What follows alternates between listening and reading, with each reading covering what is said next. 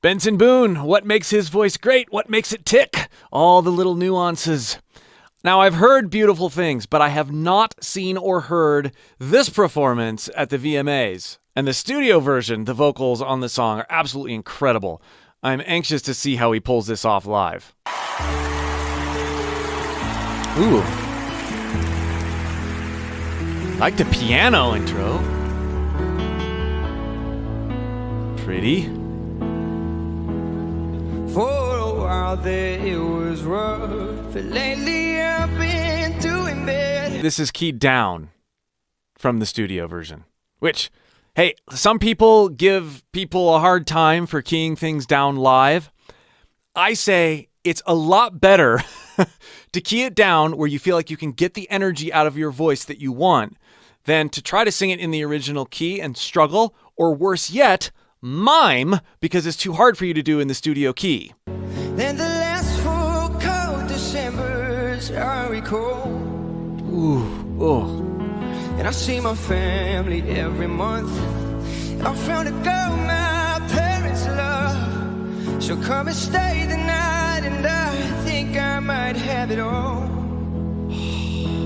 Now listen to the trails on his voice. I'm hearing this even more in this version than I do in the studio version. I love his performance so far. What I mean by trails, how he exits the notes. And I see my family every month. I found a girl my parents love. She'll come and stay the night, and I think I might have it all. There's like 4 different ways he's exiting notes. Lots of singers pay attention to the entrances, like, am I hitting the pitch? Am I on beat? But he has sighed out of a note. He has trailed into like a head voicey vibrato, like an airy thing. He's been abrupt. He's exercising percussion and rhythm on the back end of his notes and phrases, and the front. And I see my family every month. Every month. A little bit of an air dump. I found a girl my parents love. She'll come and stay. And there, listen out. Love has a little bit of a trail out. I found a girl my parents love. Yeah. She'll come and stay the night, and I think I might have it all. Oh. Attacks all, and then he's so soft and in like a head voice vibrato. Chested. So cool. It's subtle. And I thank God every day for the girl he sent my way. But I know the things he gives me he can take away. Take away. Head voice there. And he had a beautiful head voice entrance there at the beginning of that section. For the girl he sent. And I thank God every day. And I thank God every... Oh, he can hit that note in full voice. That's a strategic dynamics building inflection that he's putting in there. And I thank God every day. And that wasn't just a head voice. That wasn't thank. That was an airy approach. Love it. For the girl he sent my way. And that beautiful belt there. But I know the things he gives me he can take away. And even there, listen to what he does on take away. Take is a little bit further back in his throat. Take away. I'm exaggerating it, of course, but it's this dynamic placement that makes his voice extra playful and variety-oriented. It's not just take away. No, it's this take, little tiny bit swallowed, take away. And then bringing it brighter and more brash, all in 2 words, 2 notes. For the girl he sent my way. But I know the things he gives me he can take away. Oh, and I hold you every night, and that's a feeling I wanna get used to. But there's no man as terrified as the man who stands to lose you. He has got just a stunningly beautiful vibrato. As the man who stands to lose you. Oh, here we go. I hope I don't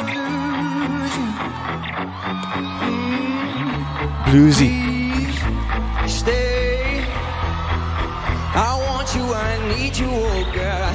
Don't take What? beautiful thing that I've got. Please stay. I want you, I need you, oh God. Don't take these beautiful things that I've got. Oh.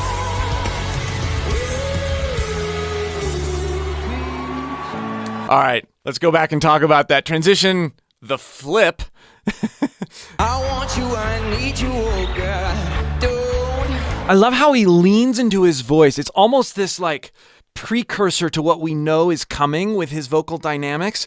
Listen to that phrase here. I want you, I need you, oh God. Don't. I want you, I need you, oh God. No, there's this like lean. I want you, I need you, oh God.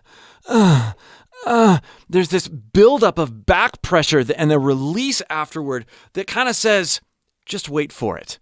I'm giving you a little bit more, but then I'm going to erupt. It's a foreshadowing in the performance, built in. I want you, I need you, oh God. Don't take. He's doing a little bit more of that bright, brash thing that we heard a little bit of earlier.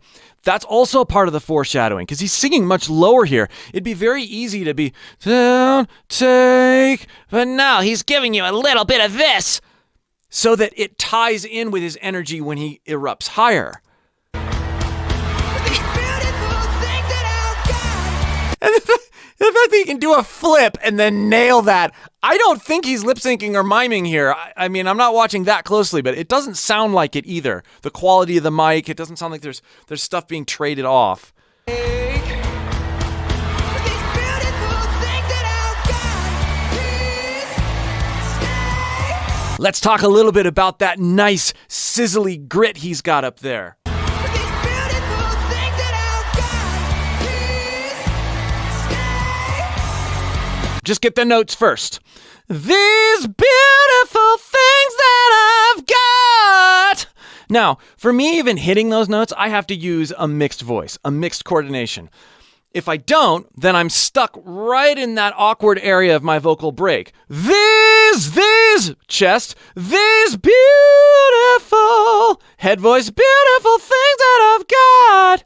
That's all in head voice. That's what's natural for my voice. That's probably pretty close to what's natural with his voice also. But with this mixed coordination where, and he's doing it when he's singing lower. He gets that brighter, brasher sound, places it back, a little bit more nasal, and then he uses compression, holding back a little bit of air,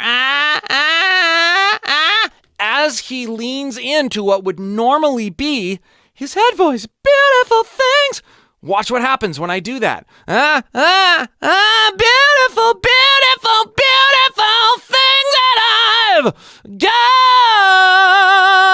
This idea of mixing head voice and chest voice in one area, using compression and then allowing the resulting grit to come in because I'm holding back air as I'm placing my sound a little bit further back. Creates this beautiful, energetic cohesion. This is a perfect example of mixed voice, and even more impressive that he can do a flip and then get right into it. You know he's practiced and practiced a ton.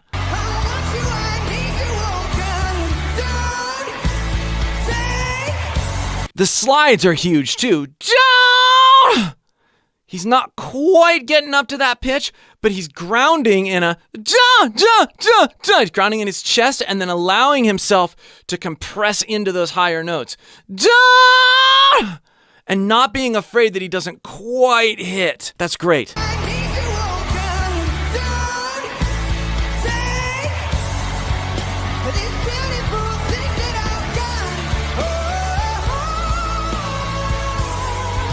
I I love that release into his head voice and how he leans into the notes preceding it. Lots of breath pressure at the beginning.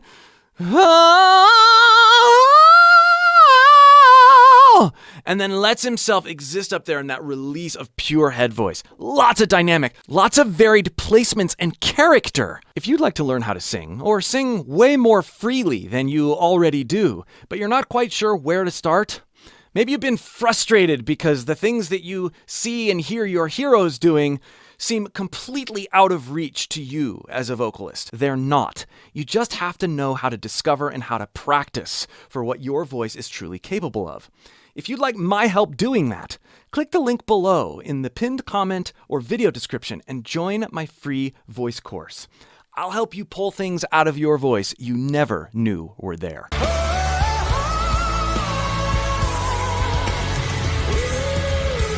Beautiful.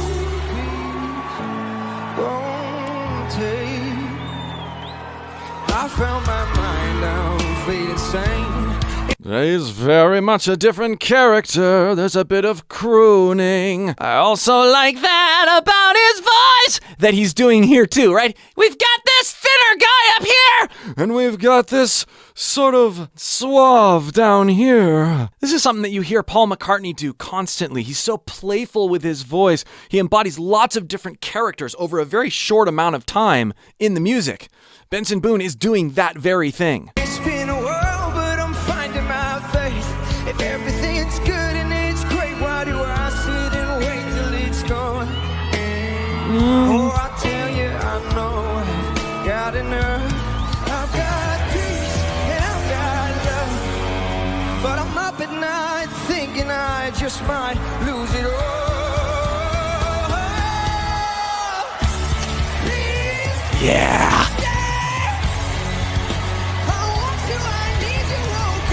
Listen to that character transition there. Got enough, I've got peace, and I've got love, but I'm up at night thinking I just might lose it all. How he opens up there, that's very Freddie Mercury. Oh, I'm exaggerating, but it's not by much. Oh, and he's not afraid of those extremes. Like, if you were to cherry pick this posture, just out of the blue, and then this one, and not have the context for how he's arcing these characters as he's performing, you would be like, oh, that's weird. But because he's selling it as a journey, a character journey, musical acting with his voice, something Freddie Mercury was so good at, he's doing that same sort of thing. That's why there's buy-in here. I just might lose it all.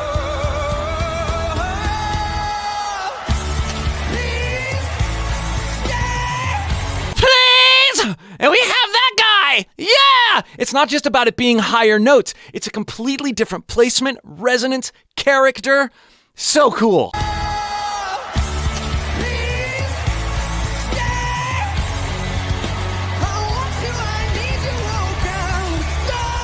probably butchered the words back there.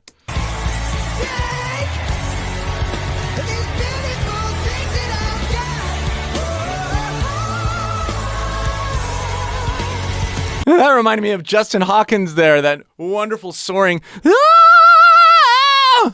kind of brash, high mixy head voice.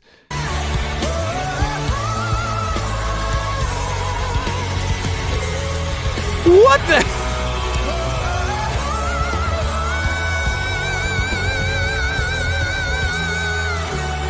the? Definitely some darkness vibes there.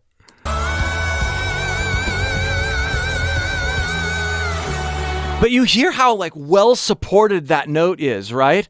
In contrast with this note, which is actually lower, pre-backflip, off the piano. Wait, gotta hear that note.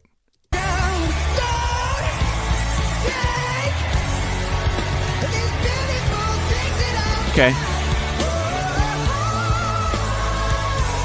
Right, we have the which is that bright, brash, Justin Hawkins kind of But then the lower head voice note is airier. He pulls the rug out of it a little bit. Beautiful dynamics. And then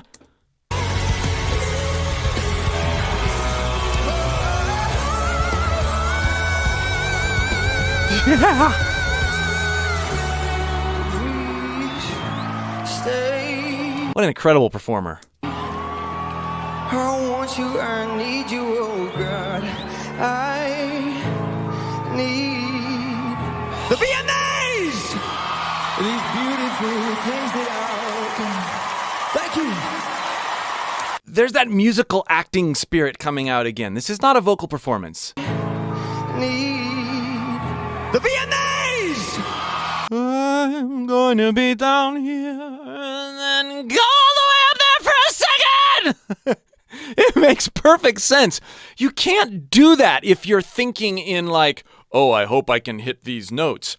You have to be abandoned into a particular group of characters. We've got this guy and this unhinged guy up here! And then rely on leaning into sensations in your voice and trust that things will work out. The reason that that worked out so well for him is because it would have been fine when he said the VMAs, it would have been fine if he didn't hit any note.